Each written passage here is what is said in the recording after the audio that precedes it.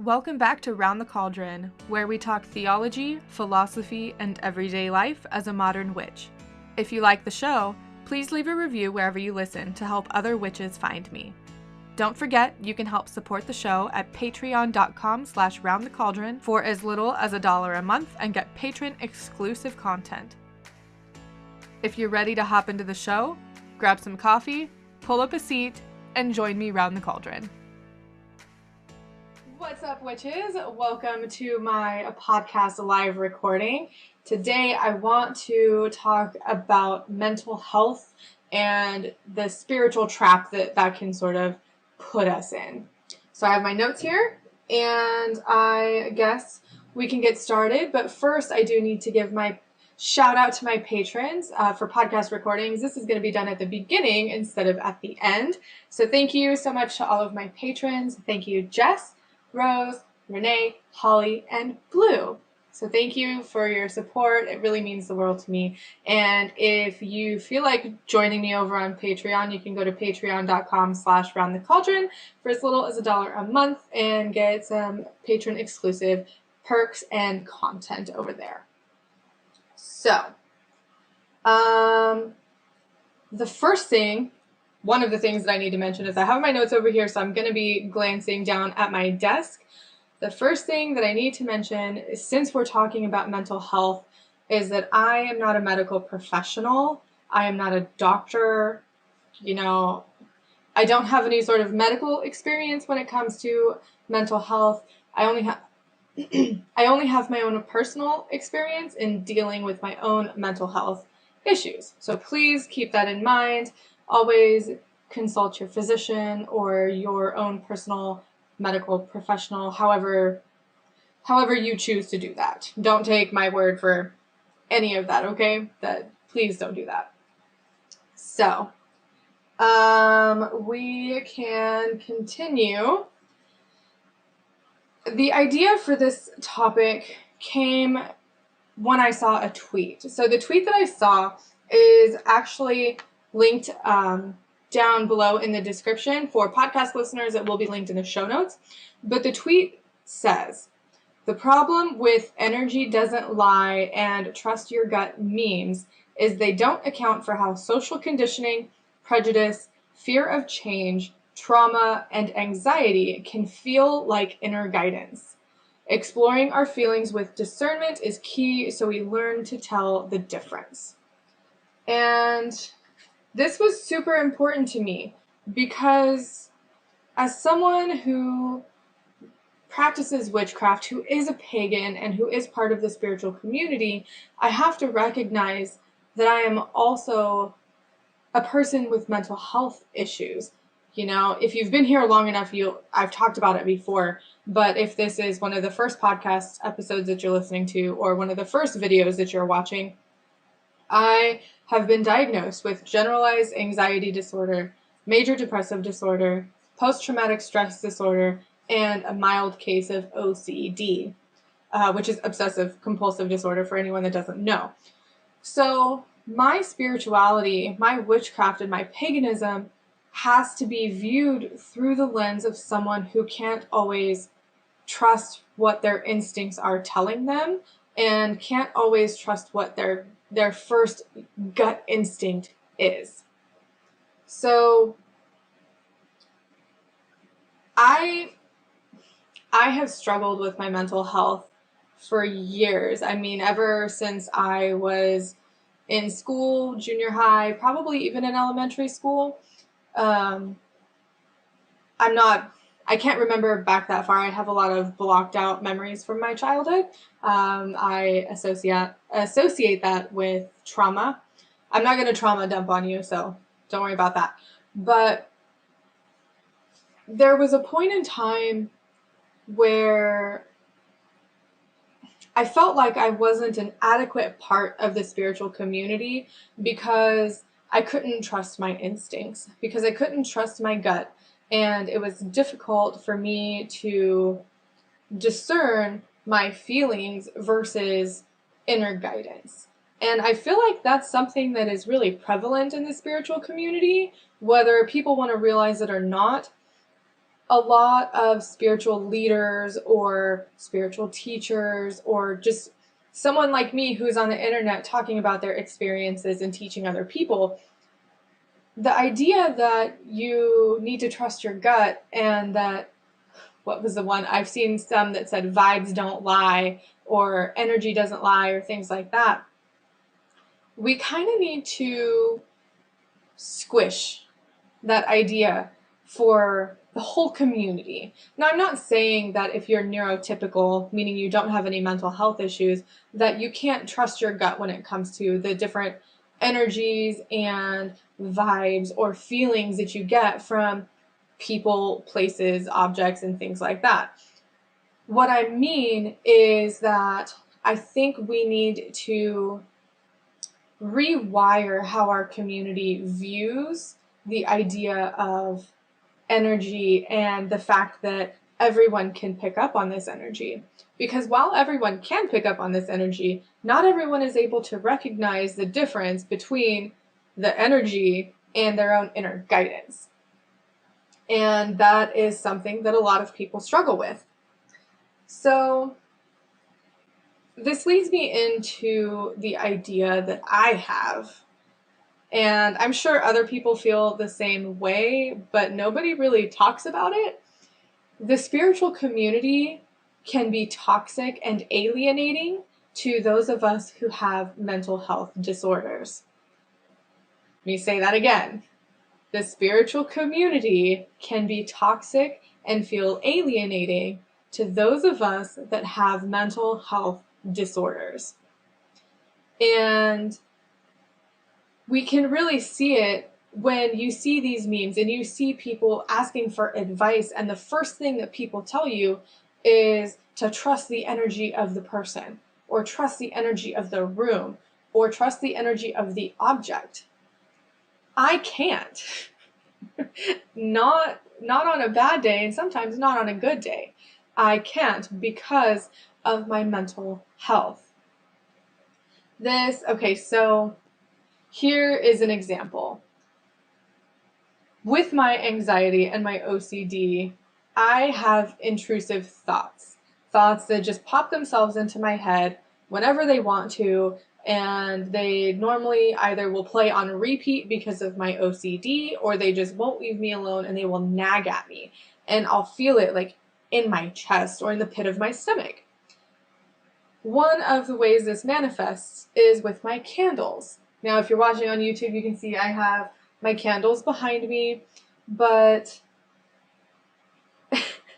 whenever I leave the house, even though I double and triple check that I blew out my candles, in my mind and in my gut, I feel like I forgot to. Now, for your neurotypical person who might be really good at feeling out the energies and their own inner guidance, that might be a sign to them that they need to go home and make sure that they blew out their candles.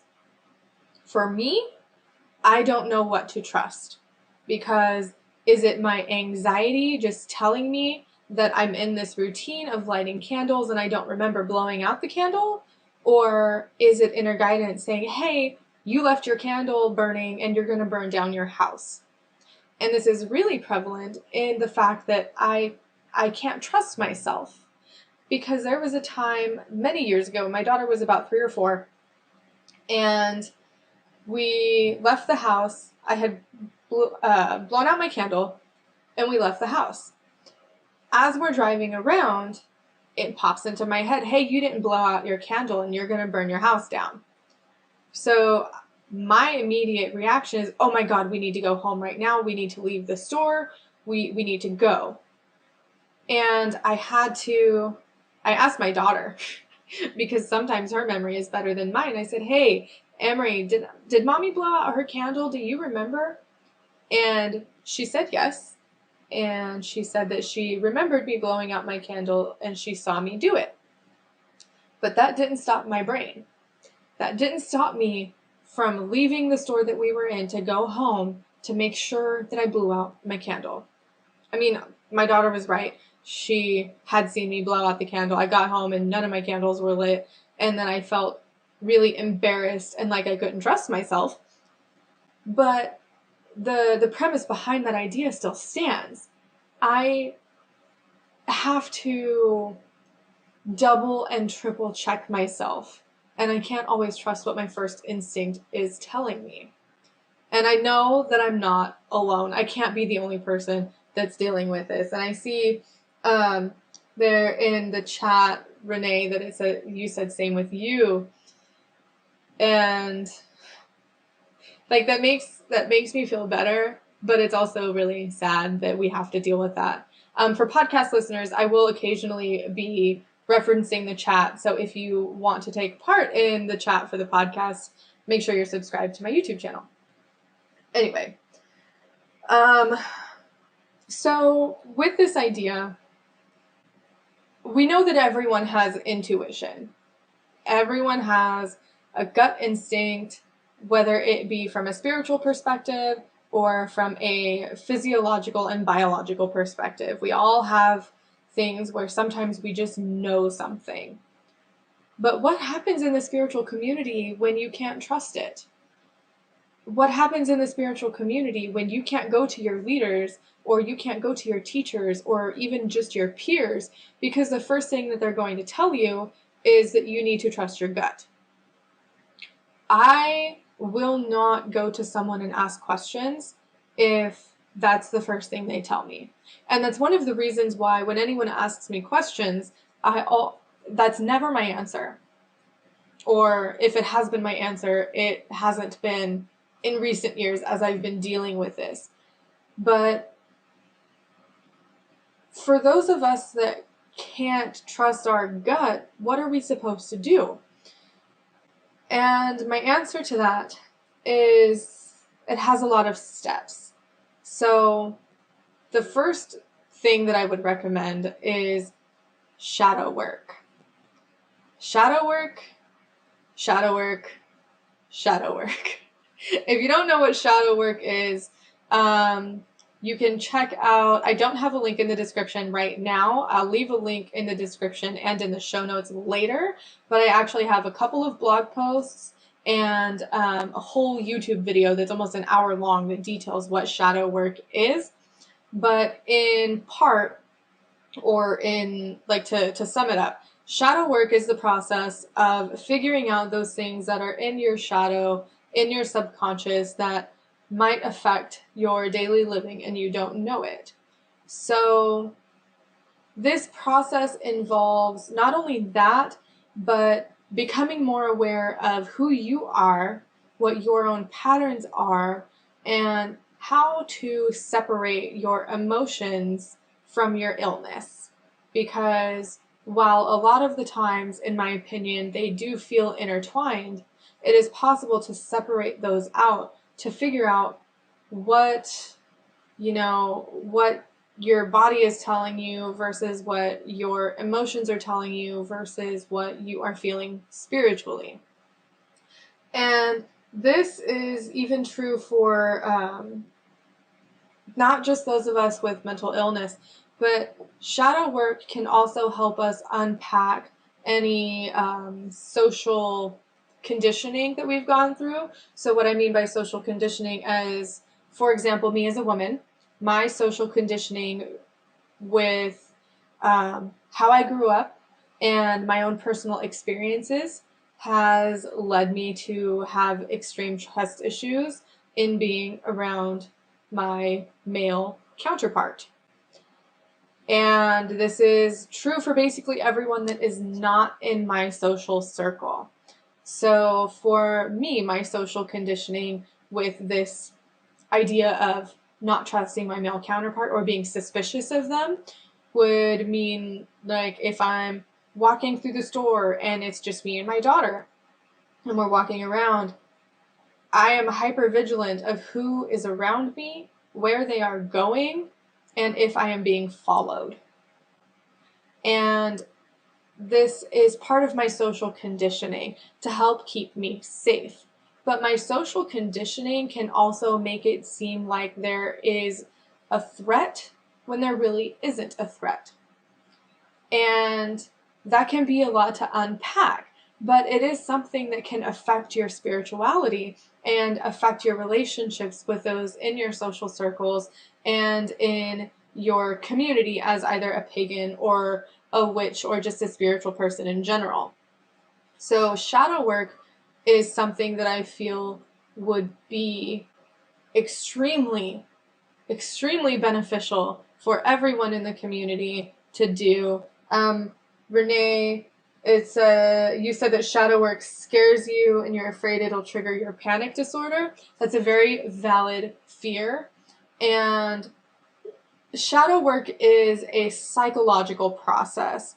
And so for those of us who have these sorts of mental health issues, sometimes we can't do shadow work on our own.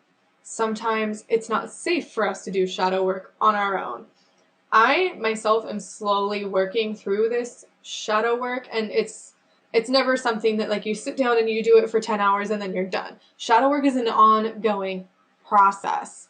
But for those of us that can't do it on our own, it's more difficult. But I think it can be done. You just have to go slow. And if you need to, get help. Get a friend to sit with you during meditations. If you go to therapy, speak with your therapist about it, because therapists should be well versed in the idea of shadow work, because shadow work comes from the ideas of Carl Jung and his psychoanalytical work. They might think that it's woo-woo or, not medically sound. However, it is. There's a lot of, what am I trying to say? It's a valid form of therapy to unpack the things that are in your subconscious that will be affecting you in your daily life. And I think it's a good beginning step for moving through this idea as a community to sort of dispel the idea that everyone can trust their gut and trust their instincts. Shadow work prompts would be helpful. That's actually something that I have thought about either looking into or creating. So I think I'll move forward on that idea, but that's going to take a lot of time. There's also some meditations that I have found. I'll have to find them again. Or maybe I'll create my own for everyone to use for their shadow work to help them move past this idea. But oh my goodness. Sorry, I lost my train of thought.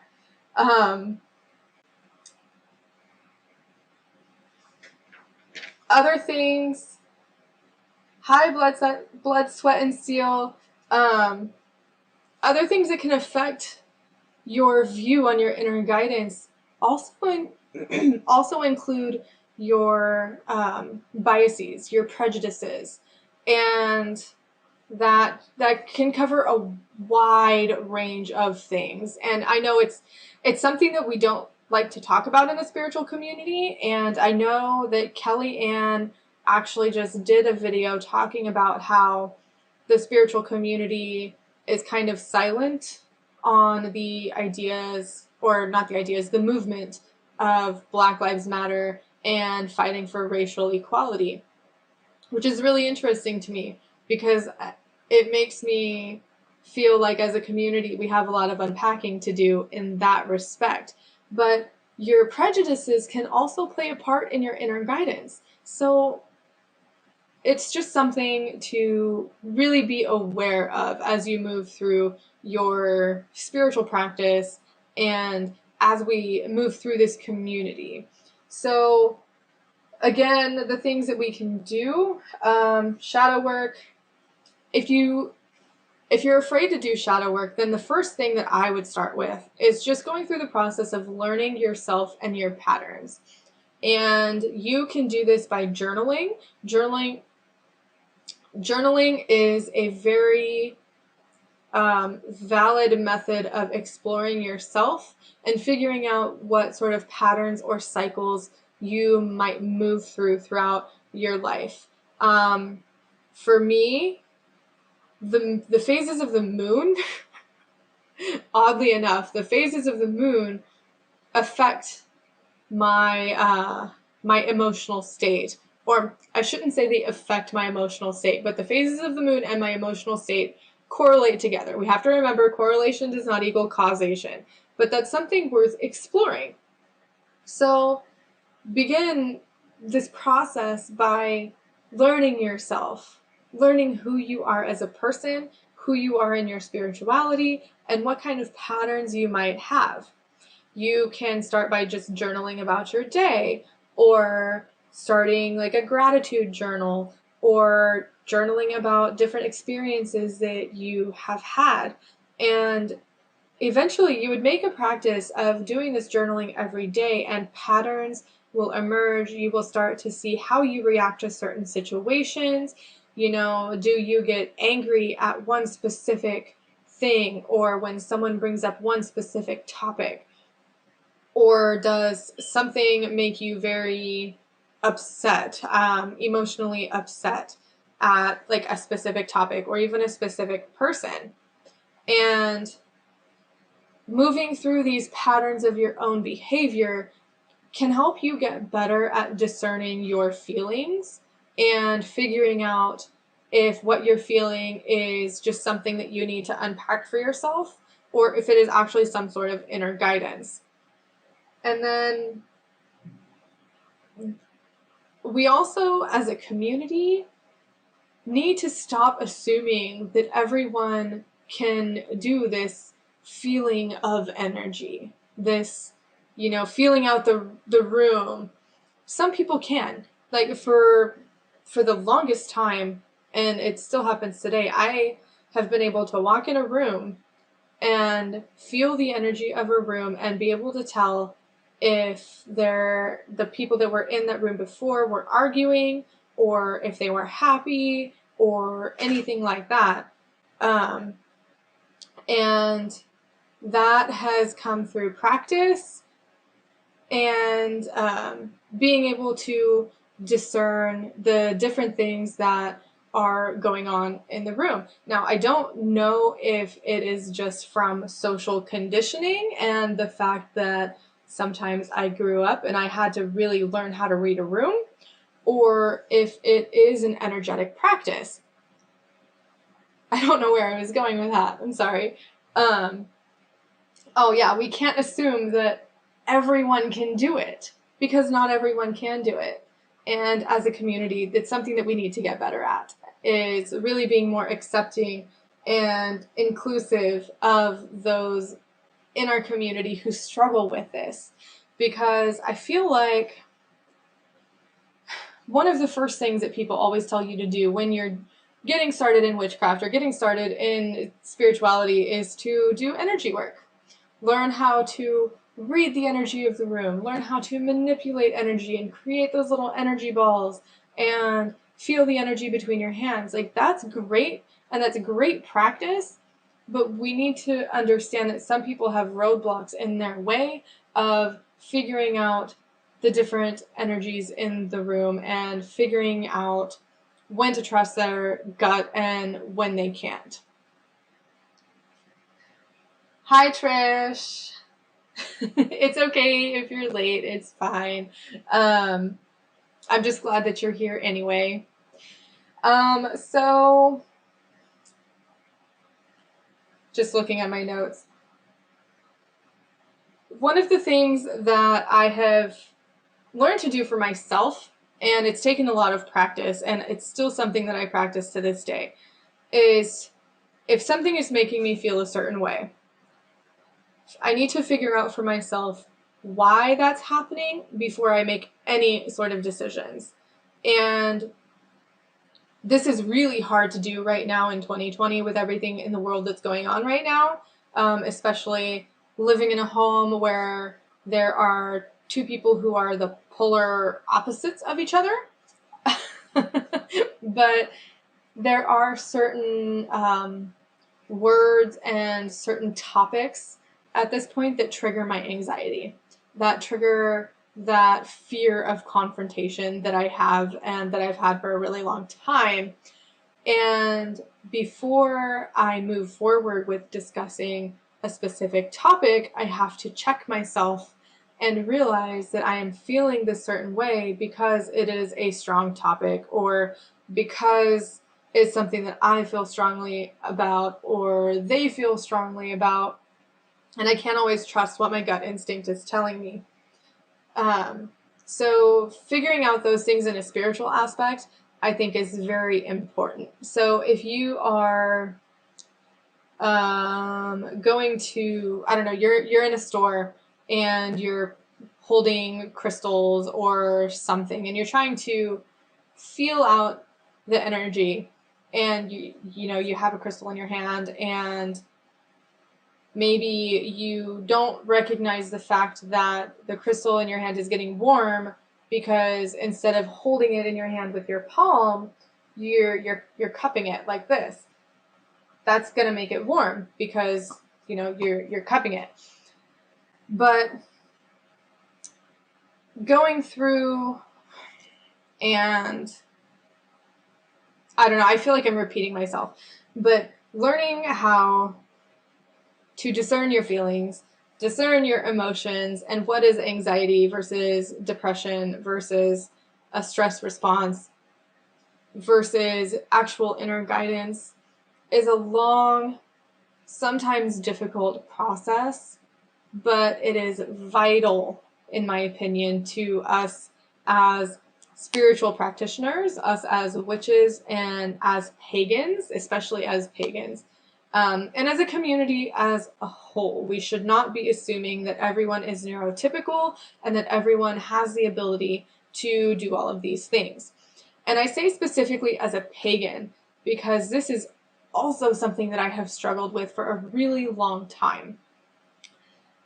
How do I know that what I'm feeling and what I'm getting in my mind are messages from my goddess, messages from Briege? How do I know that what I'm feeling and what I'm hearing are inner guidance, or that the candles flickering behind me aren't messages from her or messages from another deity? It's difficult. How do I know that the idea of not cutting my hair for spiritual purposes isn't just piggybacking off of something that I saw? How do I know that it's something that Briege wants me to do?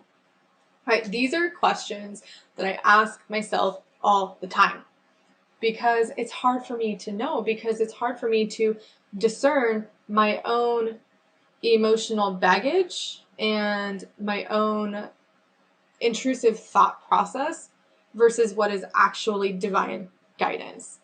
So, I mean, it's really important to learn how to do all of this. And I think, as Renee mentioned, I will be working on some journal prompts that I'll share with you or anything like that. But final thoughts, I guess, as a community, we really need to do better. We need to be better. And we just need to support our fellow human beings, our fellow spiritual practitioners, our fellow witches and pagans in the process of learning who we are as people and how to tell our lying inner gut to go away, or just to block it off so that you can actually learn how to trust yourself. It's a process, but I feel like it's one that needs to be done and that we would all benefit from. So,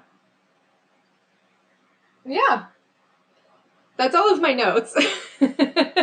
So I guess now we can move into the bonus section that I plan on doing now for my live podcast recordings. So I have my phone. I'm going to go through the live chat here so that I can see if you had any questions and get, I don't know, your feedback or any other topics that have to do with the idea of mental health and spiritual traps. Because, like I said, I think it's really important. So let's see. Not alone, definitely not alone.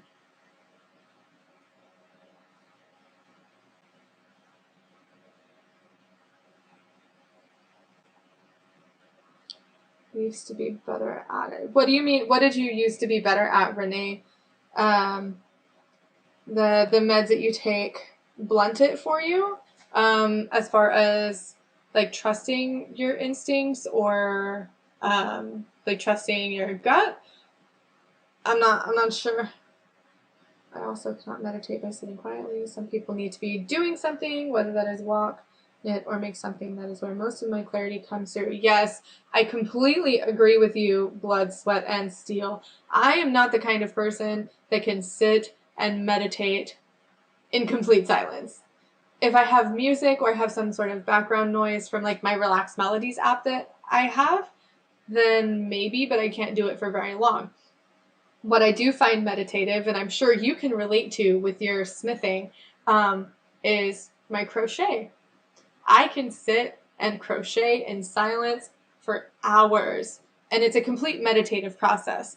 And while I do it, I can be working through some of the things that I need to unpack. But meditation doesn't have to be sitting there with your mind completely quiet. In fact, I don't think that's what meditation is supposed to be at all.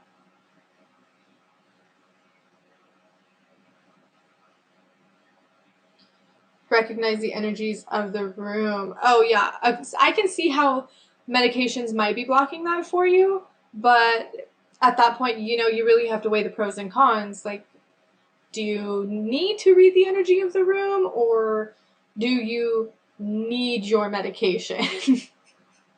And I think that's another issue that we don't talk about enough in the spiritual community is those of us that are on medication, while some of what we're doing or what we're feeling might be spiritual, we also have to take into account that the medications that we're taking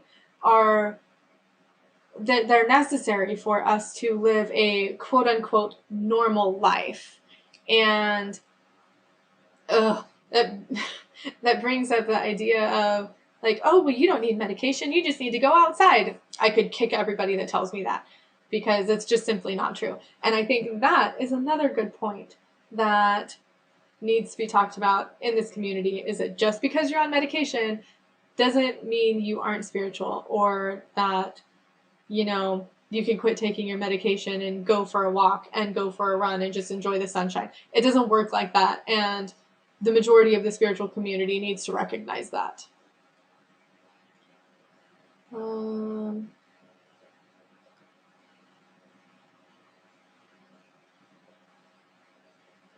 Crystal, okay, so Crystal asks, how can I help a friend who is going through mental health issues but is also trying to find spirituality?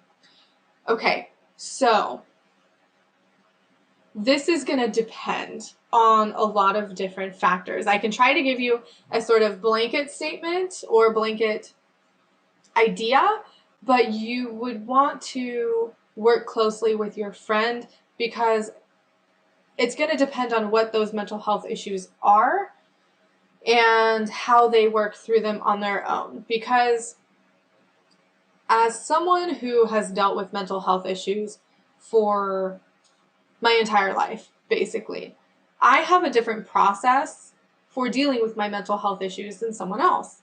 And dealing with the mental health issues is a completely personal practice. So my first suggestion would be to get with your friend, and if they are willing, don't force them. If they are willing to speak about their mental health issues, then listen to them and formulate a plan of action for the next step. So if they are having issues with intrusive thoughts, okay, because this is one of my biggest issues, is intrusive thoughts. My rule of thumb is that if the thought pops into my head and it doesn't sound like something I would say, then I either ignore it, or if it's not harmful, I might jot it down and see if it might play a role in spirituality at all. So, for example, the idea of not cutting my hair. It is complicated for me because I've always wanted long hair, but it also could be an intrusive thought because of something that I've always wanted, or it could be an idea that is being planted in my head by Briege and something that I need to explore. Since it's not a harmful thought, there's really no harm in exploring it further and maybe meditating on the idea of not cutting my hair. I would also have you recommend to your friend journaling to help them work through and, as I said earlier, to learn themselves and to learn their patterns. The whole process of finding spirituality with a mental illness or mental health issues is going to be different than what a neurotypical person would do, because some of us can't sit and meditate because of our mental health issues. Some of us can't trust what our gut is telling us. So it's going to be very personal between your friend and their spirituality. But there are always little things that can be done. Like I said, journaling would be a good idea, and maybe they find something that really interests them, they can go through the process of learning about it. So if they're really interested in crystals, that would be a great place to start. If they're really interested in herbs, that's also another great place to start.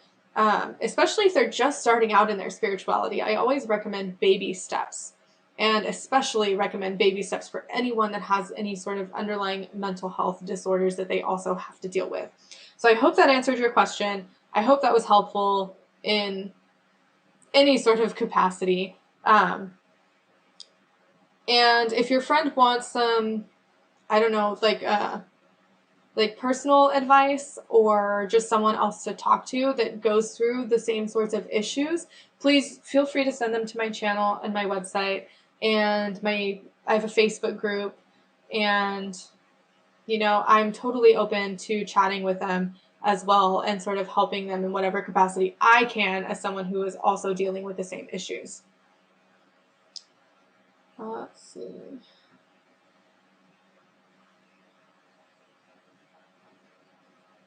You're very welcome, Crystal. And yes, Trish, that is true. It depends on what you're looking for spiritually.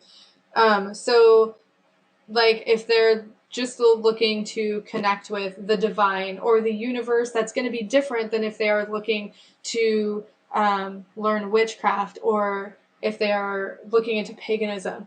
All of those different things play a huge role in the process that your friend should take. I've recommended her to your podcast. Well, thank you, Crystal. And yeah, I mean, if anybody else is dealing with issues like this or has questions, I'm here. You can leave a comment on my YouTube channel, or you can send me a message on my Facebook page, or direct message me on Instagram.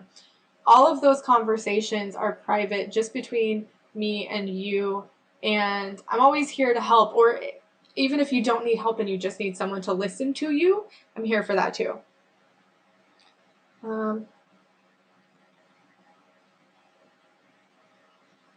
Self-love, yes, Trish. Okay, so Trish says that they would start with self-love when they found the goddess on the goddess in themselves.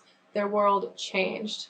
I'm sorry if this is weird for anybody watching on YouTube, but I'm repeating what I'm hearing or what I'm reading through the chat so that the podcast listeners know what the heck I'm talking about. Self-love is also a great place to start for spirituality, because a lot of the time when we deal with mental illness, we have this, this persona, I guess, that has either been dumped on us or that we have taken on by choice to really either like make ourselves appear normal, where under the surface we are sometimes filled with self-loathing or self-doubt or ideas that we're not good enough, and that we, why can't we just be normal? That is a question I have asked myself, oh my gosh, I don't know how many times. I think if I had a penny for every time I asked myself that question, I'd be a millionaire, okay? Self-love is a great place to start. Thank you, Trish, for recommending that.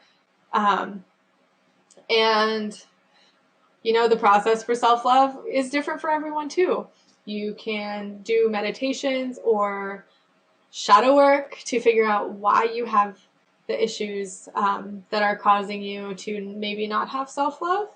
But it is an ongoing process too, so always keep that in mind as well.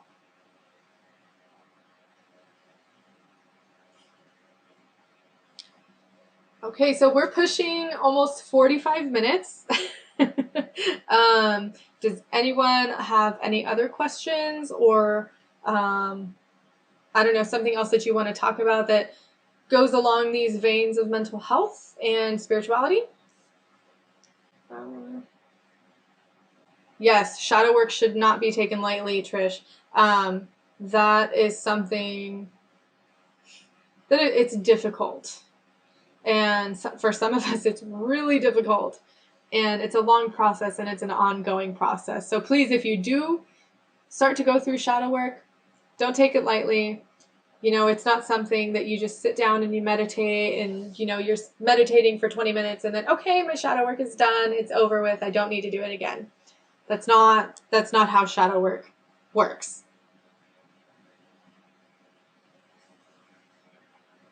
Yep. Trish said that you must have support on the outside. That is definitely 100% true. 100% true. Because if you go through and you do shadow work on your own, I'll use myself as an example. If I were to go through and do shadow work on my own, I would probably crumble. I would crumble into a heaping mess of tears and anxiety and just a blubbering mess on the floor. Because I know that I have a lot to unpack. And, you know, it's not something that you should go through on your own. So if you're going to do shadow work, have some support on the outside, whether that's a community that you're part of, whether that is family or friends or a therapist, have some support.